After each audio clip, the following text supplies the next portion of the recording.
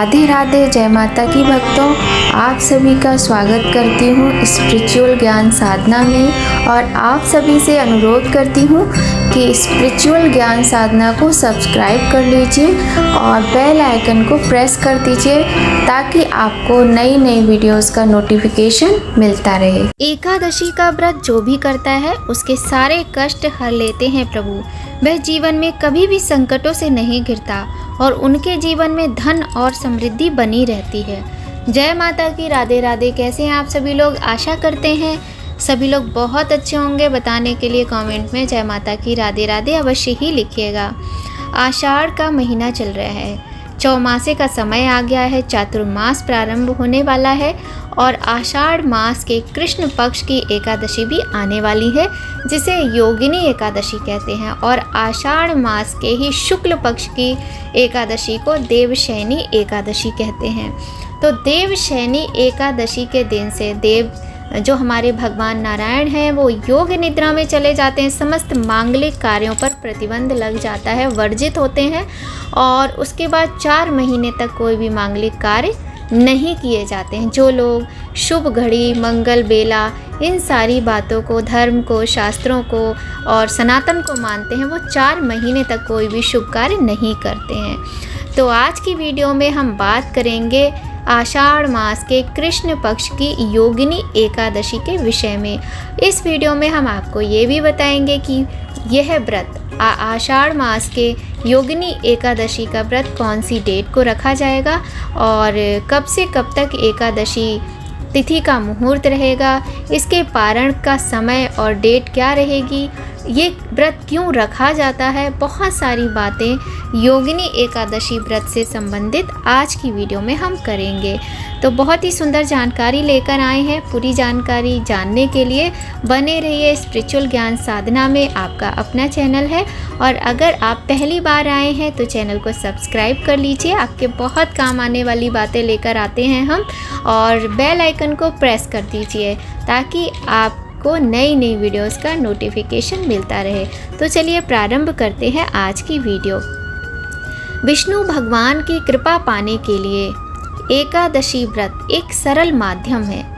एकादशी का व्रत करने से भगवान विष्णु का सानिध्य प्राप्त होता है। हर माह के 2 पक्षों की एकादशी की पूजा और उपासना करने से मुक्ति का मार्ग खुलता है। वर्ष में 24 एकादशियों में आषाढ़ की एक योगिनी एकादशी का अपना अलग महत्व है। वर्ष 2024 में योगिनी एकादशी का व्रत 2 जुलाई को रखा जाएगा। इस दिन भगवान श्री हरि विष्णु की पूजा विधि विधान से करने से घर परिवार में सुख समृद्धि बनी रहती है।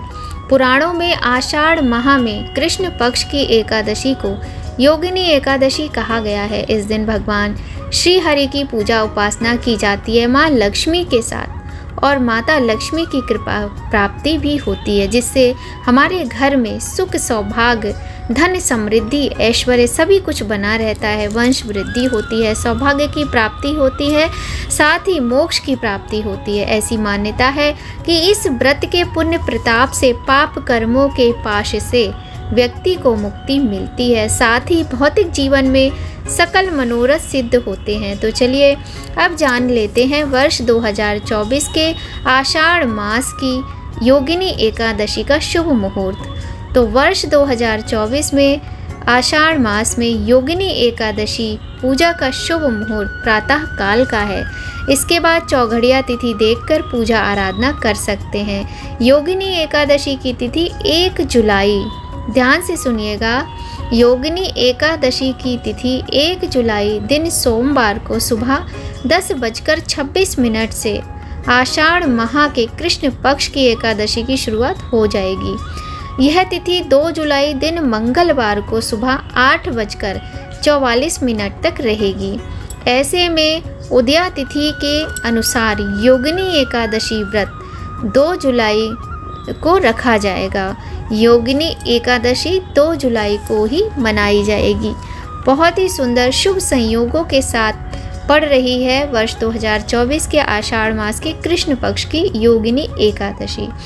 इस साल की योगिनी एकादशी का व्रत बहुत ही शुभ योग में है। योगिनी एकादशी के दिन त्रिपुष्कर योग सर्वार्थ सिद्धि योग का निर्माण हो रहा है। सर्वार्थ सिद्धि योग 2 जुलाई को सुबह 5:57 से अगले दिन 3 जुलाई को सुबह 4:40 तक रहेगा। वहीं त्रिपुष्कर योग 2 जुलाई को सुबह 8:42 से 3 जुलाई को 4:40 तक मान्य है।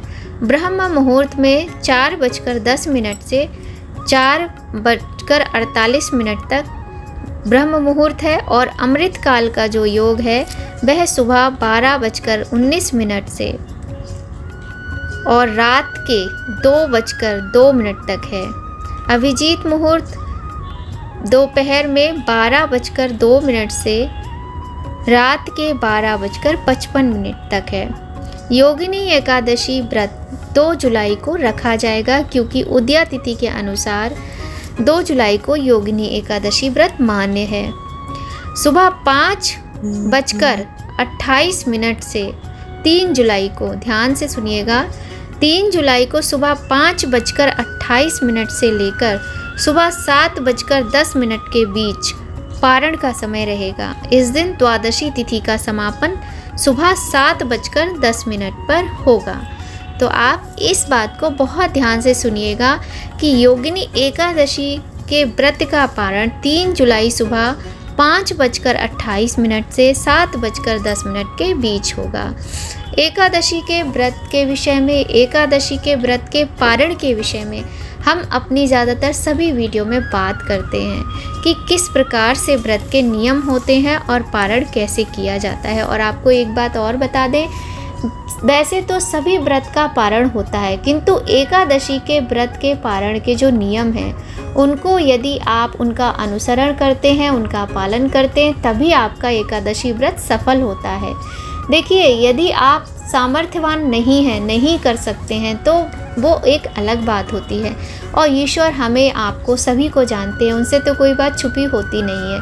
किंतु यदि आप सामर्थ्यवान हैं, आपका स्वास्थ्य अच्छा है, आपके पास पर्याप्त रूप से धन भी है और आप एकादशी व्रत का पारण बहुत अच्छी तरह से कर सकते हैं तो अवश्य करें, नहीं तो एकादशी व्रत मान्य आपका नहीं होता है।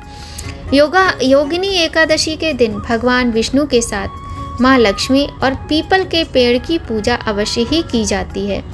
पीपल के पेड़ की पूजा करते समय ओम नमो भगवते वासुदेवाय मंत्र का उच्चारण करते हुए चंदन, गंध, पुष्प, धूप, दीप आदि चढ़ाकर और दीप प्रज्वलित करके पूजा करनी चाहिए। आपको यहाँ पर यह भी ध्यान रखना है कि पीपल पूजन में आपको देशी घी के, शुद्ध घी के दिए का प्रयोग करना है।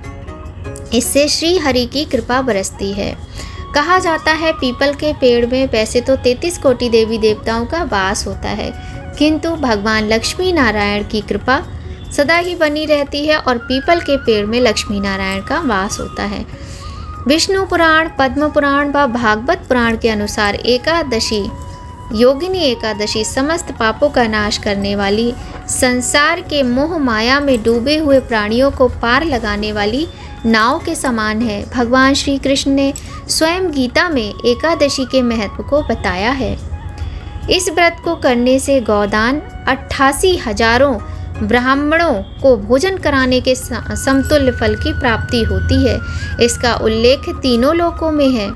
योगिनी एकादशी के दिन सुबह साफ सफाई के बाद स्नान कर साफ वस्त्र धारण करें। यहाँ पर थोड़ी सी हम पूजा की विधि आपको बता देते हैं।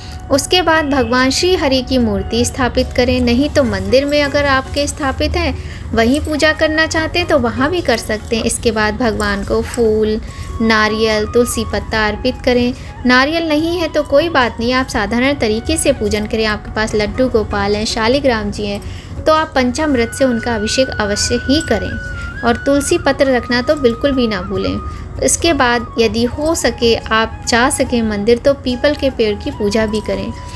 भगवान को पंचामृत से स्नान कराएं। भगवान विष्णु के मंत्रों का जाप करते रहें और यदि आपको श्री कृष्णाय वासुदेवाय हरे परमात्मने प्रणत क्लेश नाशाय गोविंदाय नमो नमः ये मंत्र आता है तो इस मंत्र का उच्चारण करें। इससे हमारे जीवन के, हमारे घर के, हमारे आसपास के सभी क्लेश दूर होते हैं। साथ में भगवान विष्णु के और भी मंत्रों का जाप आप कर सकते हैं। उसके बाद चरणामृत को व्रती अपने और परिवार के सभी सदस्यों पर छिड़के उसे पिए। मान्यता है इससे शरीर के रोग दूर होते हैं, पीड़ा खत्म होती है। और कोई भी व्रत होता है तो कथा अवश्य ही सुननी चाहिए। योगिनी एकादशी की कथा हम अपने चैनल पर आपके लिए लेकर आएंगे। आपका अपना YouTube चैनल है तो इस पर आप सुन सकते हैं। अगले दिन पारण करें जैसा कि हमने आपको बताया है। योगिनी एकादशी का मंत्र: मम सकल पाप क्षय पूर्वक कुष्ठादि रोग निर्वृत्ति कामनया योगिन्याकादशी व्रतमहम करिष्ये। एकादशी का हिंदू धर्म में बहुत महत्व है। कहते हैं 24 एकादशी व्रत को जो भी करता है उसके सारे कष्ट भगवान हर लेते हैं। वह जीवन में कभी भी संकटों से नहीं घिरता और उनके जीवन में धन और समृद्धि बनी रहती है। तो आज की वीडियो में बस इतना ही। बताने को तो बातें करते रहेंगे और वीडियो लंबा होता जाएगा, फिर आप लोग कहोगे कि इतना लंबा वीडियो हो गया। तो जो मुख्य जानकारी थी वो हमने आपको दे दी। बाकी जब योगिनी एकादशी के व्रत की 1-2 वीडियो और अभी आपको हम लेकर आएंगे आपके लिए, तो चैनल पर बने रहिए। और आज की वीडियो का यहीं पर एंड करते हैं। अगर आपको थोड़ा भी कुछ अच्छा लगता है वीडियो में तो प्लीज़ आप अपनी कमेंट ज़रूर किया कीजिए, क्योंकि आपके कमेंट हमारे लिए बहुत अधिक प्रेरणा देते हैं और बहुत प्रसन्नता मिलती है। आप सभी के सपोर्ट के बिना तो हम कुछ भी नहीं है। तो अपने इस चैनल को, स्पिरिचुअल ज्ञान साधना को सपोर्ट करते रहिए। अपना आशीर्वाद, अपने जो भी आपकी अच्छी शुभकामनाएं हैं वो देते रहिए और स्वस्थ रहिए, प्रसन्न रहिए। कमेंट में जय माता की, राधे राधे लिखते रहिए। अपना और अपने अपनों का खूब ख्याल रखिए। तो चलिए मिलते हैं आपसे नई जानकारी के साथ नए वीडियो में। तब तक सभी लोग खूब खुश रहिए। जय माता की, राधे राधे।